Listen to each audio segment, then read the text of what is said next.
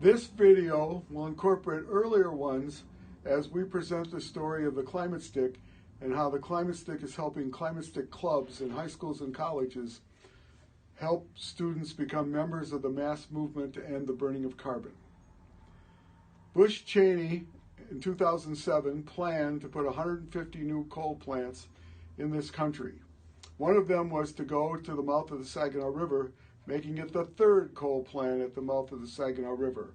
As we organized to prevent that, we found many kindred spirits and we organized around the issue of climate change, and that's how I encountered Bill McKibben and his books, which led me on the path that results in what you're seeing today.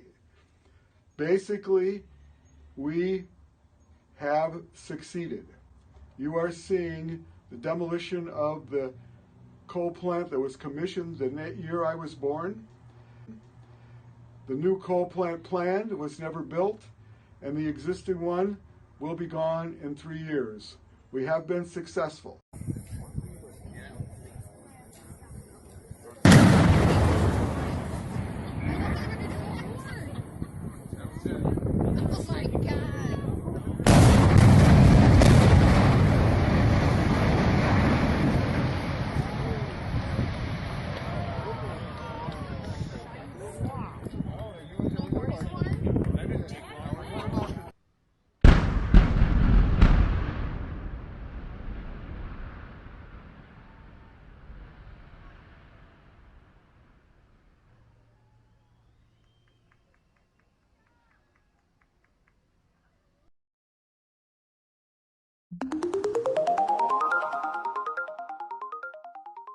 Hello, my name is Pat Race. I'm going to introduce you to a video about the Climate Stick. Every week, more and more people come to understand that the continued burning of fossil fuels puts our children and grandchildren at great risk, not to mention the people who already suffer from climate disruptions in the forms of floods, fires, etc. After about 60 presentations with 40 to 50 slides, I developed a simple tool to explain the climate problem quickly. It is a tool that can be used to explain one of the worst parts of the future that come from the burning of carbon, the devastation of agriculture, and the famine and disease that will follow. The tool is the Climate Stick, and we will show how the Climate Stick gives a simple explanation how the burning of carbon puts our system of food production at great risk, and how the fossil fuel industry's desire to burn everything they can take out of the ground will produce a climate that will not support our human population.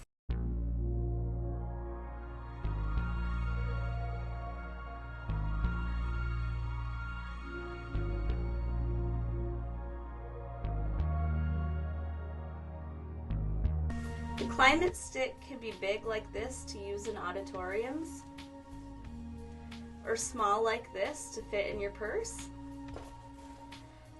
or even smaller like this to wear as cute but informative jewelry around your neck. Black represents the additional CO2 that has been added into our atmosphere by humans burning coal, oil, and natural gas. The average Earth temperature has increased about 1.5 degrees Fahrenheit because of this increase in CO2. Within the black section is the yellow stripe showing the maximum amount of CO2 that can be in our atmosphere, 350 parts per million.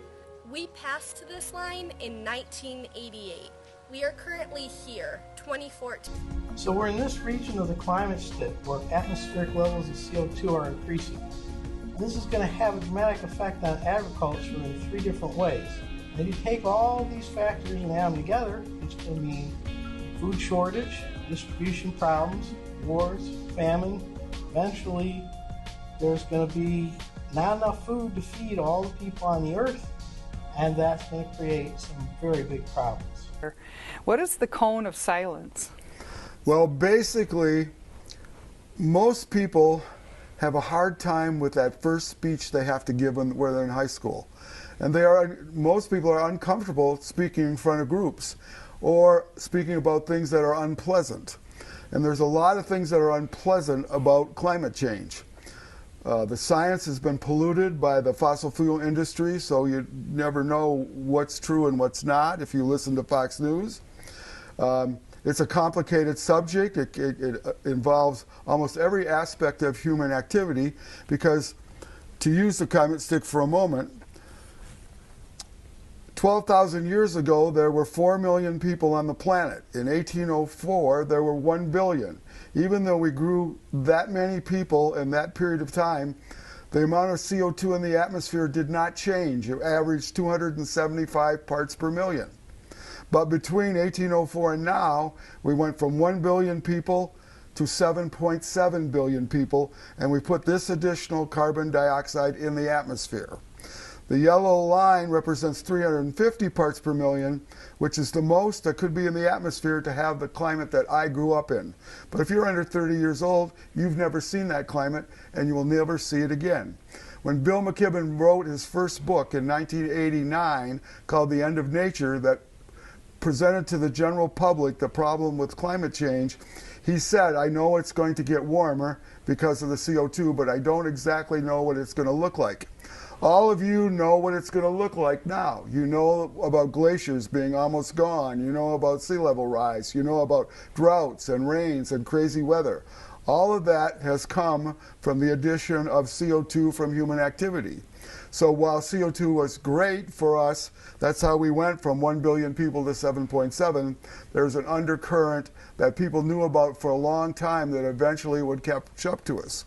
So at the present time, which is right at this line between the yellow and the black, this is where we are now, 1,414 parts per million is what the amount was in April when we usually establish the number for a year. Contrasting that with 275 parts per million, which was the normal for our climate. So we're already in a lot of trouble, and in some places people are dying every day because of the effects of climate change. So what's the sustainability stool? Well, in order to help people create their own climate story, they start out with the science that's here. Mm-hmm. But there's sometimes a debate about, can an individual, with how they make choices about how they live their life, really affect climate change, or does it have to be just big deals in politics? And the sustainability stool was created so that people can understand that both the things they do individually with their homes and their driving can make their climate story even stronger. So in corporate America, the stool, three-legged stool, is often used to help get the idea across. There's three things that must happen. So in the sustainability stool, the first one is learning how to tell your own climate story. The second leg is examining your life and seeing what your carbon footprint is like. And most people do that pretty regularly around transportation. They want to get cars with good gas mileage or get electric vehicles. They do it around their homes with wanting to insulate, etc. But there's two ways that people don't think about it, or many people don't think about it. One of which is the food they eat. The more you go to a plant-based diet, the less carbon footprint there is associated with what you eat. If you go to chicken from beef, you reduce your carbon footprint by 8 times. You have to understand how much water and how much energy goes into production of the food you eat. And the more you are eating plants, the less you are causing carbon dioxide to go in the atmosphere. So the sustainability stool points that out. And it also points out the fact that we Americans just get too much stuff. When I talk to certain kinds of women, I say, if you have 12 pairs of shoes, you don't need any more shoes. And if you are a grandparent, buying plastic toys for your grandchildren, it's like you're shooting a bullet at them that's going to hit them in 20 years when we reach this point right here. When we reach this point right here, where we put 25% more of the future carbon dioxide in the atmosphere, and we are no longer viable for producing food. So there's a huge problem ahead of us. Many people understand it, but they don't really know what to do about it, and we recommend you get a climate stick, you learn how to tell your own climate story, and then you tell it. And you tell it to your friends and your neighbors, but you also tell it to your city commissioner, your county commissioner, your state rep, your congressman, your senator. And if we have a president who would listen to you, you tell it to that president. So the Climate Stick is a way to get the grassroots people moving around climate change. So you've just seen the back of the Climate Stick shirt, which gives people a list of government officials to talk to. Write letters to, emails, but hopefully face-to-face to explain your Climate Stick story. And that Climate Stick story, when it's told by students who are in high school or college to their elected officials and their parents, it's a powerful way to change the dynamic about the discussion of climate change. One freshman girl at a school with the Climate Stick Club wrote a 15-sentence email talking about her feelings. Here it is. Well, currently in biology, we're watching the documentary Before the Flood, and I'm noticing many politicians don't believe in climate change, when there's so much evidence that scientists have dedicated their entire lives to research and prove it to be true. Another reason is that whenever climate change is brought up, I get this feeling in my chest that I'm supposed to act on it and do something powerful and great. To put it simple, I want to be a revolutionist and an inspiration to young girls and everyone that they can make a difference, and a massive one at that. That young girl was inspired, I'd say, by learning there was a Climate Stick Club at her high school. There are many young women like this across our country, probably more than a few in each school. And putting that energy and that desire to work, educating about the need to end the burning of carbon, is an important asset for our whole culture. Please learn to tell your climate story and help with getting Climate Stick Clubs organized at every high school and college in the country. More information is available at www.climatestick.org. Thank you for listening.